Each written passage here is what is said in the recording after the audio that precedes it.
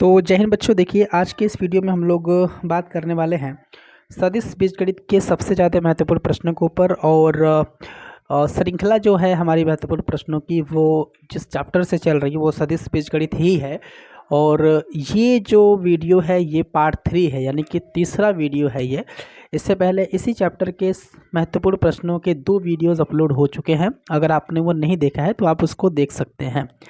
ठीक है, तो चलिए स्टार्ट करते हैं ये हमारा क्लास। और इस क्लास में हम लोग 3 सबसे ज़्यादा महत्वपूर्ण सदिश बीजगणित के महत्वपूर्ण प्रश्नों के ऊपर हम लोग बात करने वाले हैं। ठीक है, अगर आप चैनल पर नए हैं तो प्लीज़ चैनल को सब्सक्राइब कर दीजिएगा और वीडियो को लाइक कर दीजिएगा। तो जो सवाल है हमारा पहला वो ये है कि सदिश ए बराबर आई कैप माइनस 2 जे कैप के अनुदिश एक ऐसा सदिश याद कीजिए जिसका परिमाण 7 इकाई हो। ठीक है, अगर आपके पास एक सदिश दिया गया है और उसी सदिश का एक दूसरा सदिश बनाना है और उसका जब परिमाण हम निकालें तो 7 आए। ठीक, तो इसका तरीका सिंपल सा ये होता है कि जो भी आपके पास सदिश दिया गया है उसका सबसे पहले मात्रक सदिश ज्ञात करिए, और जब मात्रक सदिश निकल जाए तो बस कुछ नहीं करना है। 7 इकाई मतलब परिमाण 7 इकाई का दूसरा सदिश चाहिए तो बस उसमें 7 का गुणा कर दीजिए। ठीक है, तो मैंने क्या कहा, सबसे पहले जो दिया है वो आप यहाँ पर लिख लेंगे सॉल्यूशन डाल करके। ठीक है, हमने यहाँ पर किया सॉल्यूशन, और जो दिया गया सदिश आप लिखिए वेक्टर ए बराबर दिया है आई कैप माइनस का 2 जे कैप, ये बच्चों दिया गया है। ठीक है, आपको क्या चाहिए, आपको चाहिए एक ऐसा सदिश जिसका परिमाण 7 इकाई हो। हम मान लेते हैं कि वो सदिश क्या है, वो सदिश है कैपिटल ए। और ये कैपिटल ए कैसे निकलेगा, तो इस वेक्टर ए का परिमाण निकालिए, सॉरी परिमाण नहीं, इसका एकांक सदिश निकालिए। क्या निकालिए, एकांक सदिश, और उसमें 7 का गुणा कर देंगे। फिर से जो भी सदिश दिया गया है उसका आपको एकांक सदिश निकालना पड़ेगा और 7 का गुणा कर दीजिएगा। तो सदिश आपका जो उभयनिष्ठ सदिश है, जो आपको चाहिए सवाल में, जो सवाल आपसे पूछ रहा है वो निकल जाएगा।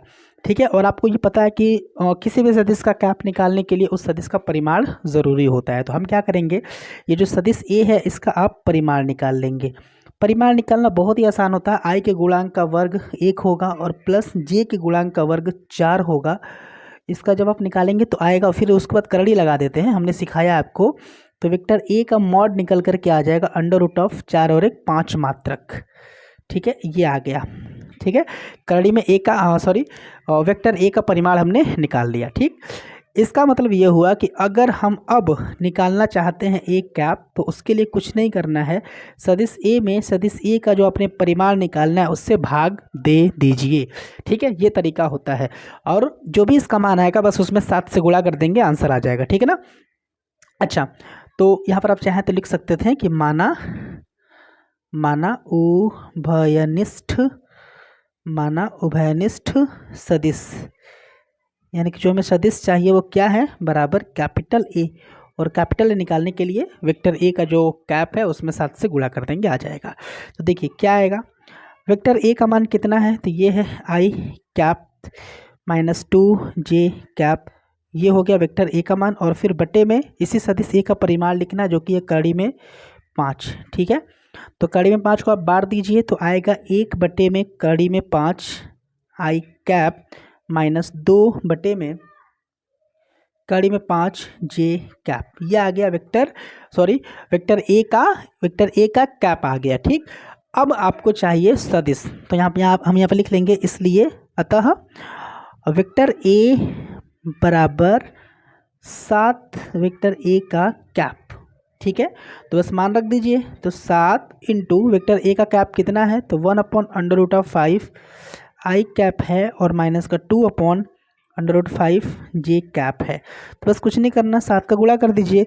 तो जो आपके पास आंसर निकल कर के आ जाएगा वो आएगा बच्चों 7/√5 आई कैप माइनस 7 दूनी के 14 7 दूनी के 14 अपॉन कड़ी में 5 जे कैप, और ये आपका आंसर हो जाएगा। मुझे उम्मीद है समझ में आया होगा। ठीक है, तो दूसरा जो सवाल है हमारे पास वो कह रहा है कि 2 सदिश दिया गया है, एक सदिश ये है और एक सदिश ये है, इनके बीच का कोण ज्ञात करना है। तो पहले काम क्या करेंगे, पहला काम हम ये करेंगे कि इसको कुछ मान लेंगे। क्या मानेंगे, माना वेक्टर ए बराबर आई कैप माइनस 2 जे कैप प्लस का 3 के कैप, और इसको वेक्टर बी मान लेंगे, वेक्टर बी बराबर 3 आई कैप माइनस 2 जे कैप प्लस का के कैप, ठीक है। और दो सदिशों के बीच में जब भी कोण निकालना होता है बच्चों, तो आपको पता है कौन सा सूत्र लगता है, vector A dot vector B बराबर वेक्टर ए का मॉड वेक्टर बी का मॉड और कॉस थीटा लगता है। मतलब कुल मिला करके हमको वेक्टर ए का मॉड और वेक्टर बी के मॉड की ज़रूरत पड़ती है सूत्र में, तो आपको यहीं पर निकाल लीजिए।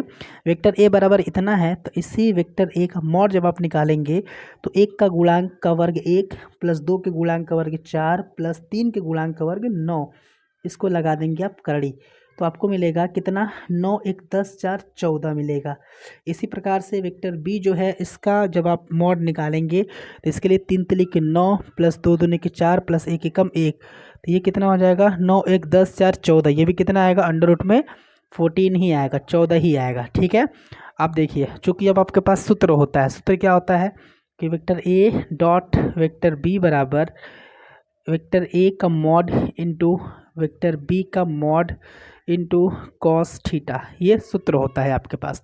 तो कुछ करना नहीं है यहाँ पे, बस आपको क्या रख देना है, मान आपको यहाँ पे रख देना है प्यारे बच्चों, ठीक है। तो जब आप मान रखेंगे तो देखिए, तो आपको कॉस थीटा चाहिए ना, तो कॉस थीटा का मान निकालिए पहले। कॉस थीटा बराबर आप लिख सकते हैं vector A dot vector B और बटे में वेक्टर ए का मॉड इंटू वेक्टर बी का मॉड। इसके लिए वेक्टर ए का मान कितना है, सॉरी यहाँ पर हमें सूत्र है स्मॉल ए स्मॉल बी लिखना चाहिए था, तो कोई बात नहीं है, आप स्मॉल ए स्मॉल बी के फॉर्म में सूत्र लिख लीजिएगा, कोई दिक्कत नहीं है। वेक्टर ए का मान आप देख लीजिए यहाँ से, आई कैप माइनस 2 जे कैप प्लस का 3 के कैप, एंड वेक्टर बी का मान आप देखिए यहाँ से 3 आई कैप माइनस 2 जे कैप प्लस का के कैप, ओके। और नीचे क्या है देखिए, तो वेक्टर ए का मॉड कितना है, रूट में 14 है, और करड़ी में जो वेक्टर बी का जो मॉड है वो भी रूट 14 ही है, ठीक है। और अब देखिए, आप ये जानते हैं कि दो सदिशों का जब हम अदिश गुणनफल करते हैं तो आई वाले का आई वाले के साथ, जे वाले का जे वाले के साथ और के वाले का के वाले के साथ यहाँ पर गुणा होता है। तो आई के साथ करेंगे तो आपको मिलेगा 3, है ना। फिर जे वाले का जे वाले के साथ करेंगे तो 2 दूनी के 4 प्लस का 4 मिलने वाला है, और प्लस के कैप का के साथ करेंगे तो 3 एकम 3 मिलेगा, और नीचे रूट 14 मिला करके होता है सिर्फ 14, कितना होता है बच्चों, सिर्फ 14 होता है। तो आपको मिलेगा कॉस थीटा बराबर, देखिए तो 4 3 7 7 3 10, 10 बटे में 14, 10 बटे में 14 कटाएंगे, 2 पंचे 10, 2 साते 14 होगा। इसका मतलब कॉस थीटा बराबर आपको कितना मिला, 5/7 मिला। क्या मतलब हुआ बच्चों, इसका मतलब ये हुआ कि जब आप थीटा का मान निकालेंगे तो आपके पास आंसर आएगा कॉस इनवर्स ऑफ 5/7, और दिस इज़ योर आंसर। और ये क्या हो जाएगा, ये आपका उत्तर हो जाएगा, ये आपका आंसर हो जाएगा। मुझे उम्मीद है कि सवाल आपको समझ में आया होगा बच्चों।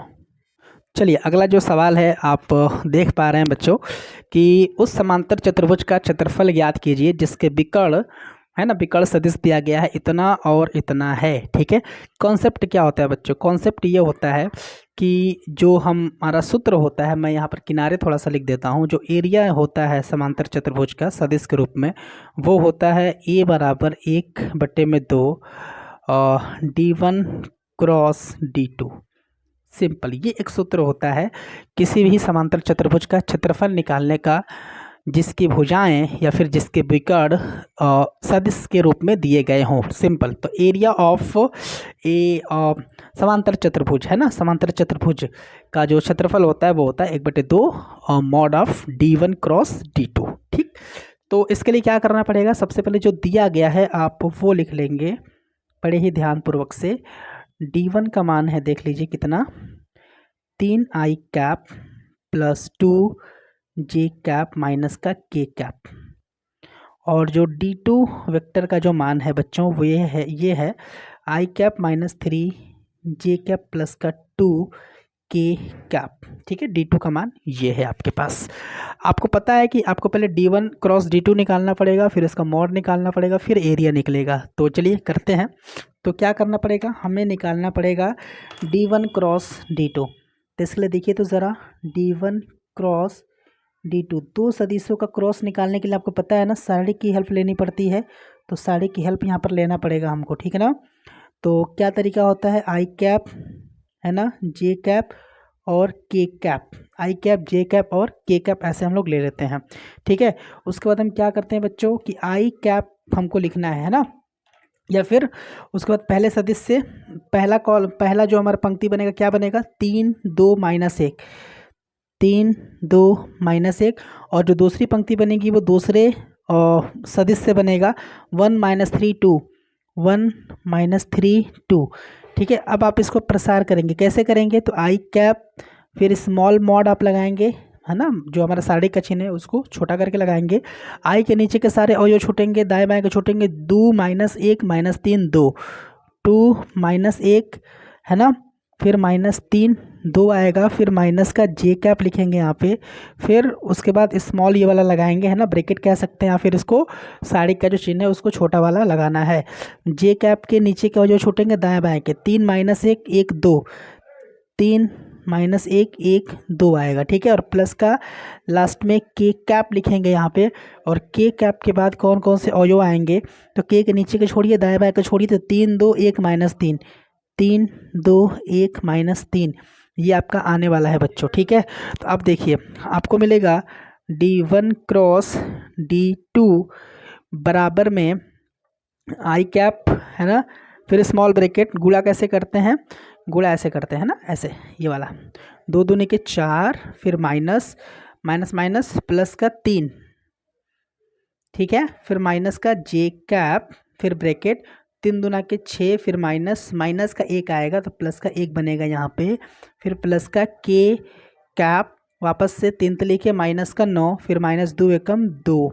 ठीक है, तो आपको क्या मिलेगा बच्चों, देखिए यहाँ से मिलेगा 4 -3 1 आएगा, यानी कि आई कैप मिलने वाला है यहाँ से, और फिर -6 1 7 जे कैप मिलने वाला है यहाँ से आपको, 7 जे कैप, और फिर -2 माइनस का 9 माइनस का 11 होगा, और प्लस का के कैप, तो माइनस का 11 11 के कैप आपको यहाँ से मिलेगा। इसका क्या मतलब हुआ बच्चों, इसका मतलब ये हुआ कि अगर हम D1 क्रॉस, है ना, vector D1 cross vector D2 का परिमाण निकालने, तो इसके लिए क्या करना पड़ेगा, 1 की गुणांक का वर्ग 1 प्लस -7 का वर्ग 49, फिर प्लस 11 का वर्ग 11 ग्राम 121, और ये पूरा का पूरा किस में लगाते हैं, अंडर रूट में लगा देते हैं। ठीक है, अब देखिए ज़रा ध्यान से, इसको जोड़ने पर क्या आएगा बच्चों, तो 49 और 1 50 हो जाएगा, 121 में 50 जोड़ेंगे तो 5 2 7 171 होगा, 171 होगा, है ना। D1 क्रॉस D2 का परिमाण आ गया अंडर रूट में 171 यूनिट, या फिर जिसे मात्रक हम लिखते हैं ये आ गया, लेकिन हमको तो एरिया चाहिए, तो हम यहाँ पर लिख लेंगे अतः समांतर चतुर्भुज का क्षेत्रफल, अतः समांतर चतुर्भुज का क्षेत्रफल, अतः समांतर चतुर्भुज का क्षेत्रफल बराबर 1/2 mod of vector D1 cross vector D2। ठीक है, तो देखिए तो ज़रा 1/2 और vector D1 cross vector D2 का जो मॉड की वैल्यू है वो है √171, और ये हो जाएगा हमारा वर्ग मात्रक या फिर स्क्वायर यूनिट, और ये हो जाएगा आपका आंसर मेरे प्यारे बच्चों। ठीक है, ये क्या हो जाएगा, ये आंसर हो जाएगा। मुझे उम्मीद है कि ये वीडियो आपको पसंद आया होगा और ये तीनों सवाल भी आपको समझ में आया होगा। जो भी सवाल बच्चों बताया जाता है उसके कॉन्सेप्ट को समझिए, उसके स्टेप को समझिए कि क्या हमें करना है सबसे पहले, उसके बाद क्या करना है, उसके बाद क्या करना है। समझने के बाद जो भी सूत्र का प्रयोग होता है इसमें, उन सारे के सारे फार्मूलाज़ को आप ध्यान में रखिए, और जितने भी सवाल बताए जाते हैं आप उसको खुद से घर पे या फिर वीडियो समाप्त होने के बाद तुरंत एक बार प्रैक्टिस खुद से करिए। ठीक है, तो चलिए, मुझे उम्मीद है कि वीडियो आपको पसंद आया होगा। अगर वीडियो पसंद आया तो वीडियो को प्लीज़ लाइक कर दीजिएगा, और चैनल को सब्सक्राइब कर दीजिएगा, और बेल आइकन को भी प्रेस कर लीजिएगा, ताकि जैसे ही मैं कोई वीडियो अपलोड करूँ आप तक वीडियो फटाक से पहुँच जाए। ठीक है, तो चलिए चलते हैं, आप अपना बहुत ज़्यादा ध्यान रखिएगा। जय हिंद, वंदे मातरम।